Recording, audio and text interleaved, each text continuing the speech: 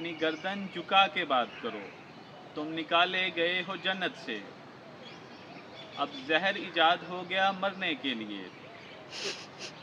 ورنہ لوگ مرتے تھے پہلے غیرت سے۔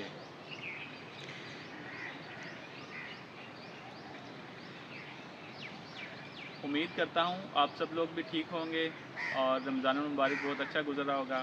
جیسے کہ پہلا عشرہ گزرنے کے قریب ہے، تو اس سلسلے میں آپ سے بات کرنا چاہوں گا۔ ایک تلخ حقیقت جو ہمارے معاشرے میں سمجھی جاتی ہے کہ رمضان المبارک میں شیطان قید ہو جاتا ہے، جبکہ ایسا بالکل بھی نہیں ہوتا۔ شیطان کو شیطانیت کرنے کا موقع کم ملتا ہے، کیونکہ لوگ اسلام کی طرف راغب ہوتے ہیں، اس لیے شیطان کو موقع کم ملتا ہے۔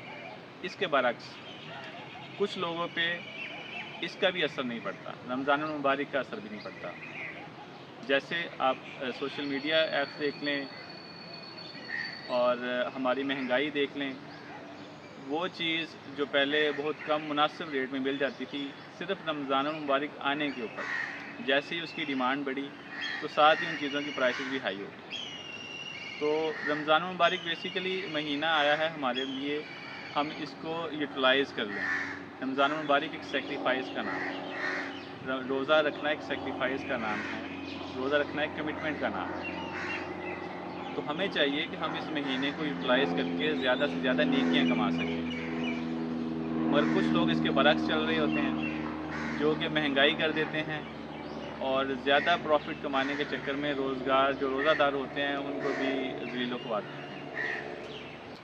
اچھا، ایک بات میں اور ایڈ کر دوں کہ رمضان المبارک میں روزہ رکھنا، سیکریفائس کرنا صرف بھوکا رہنے کا نام نہیں ہے۔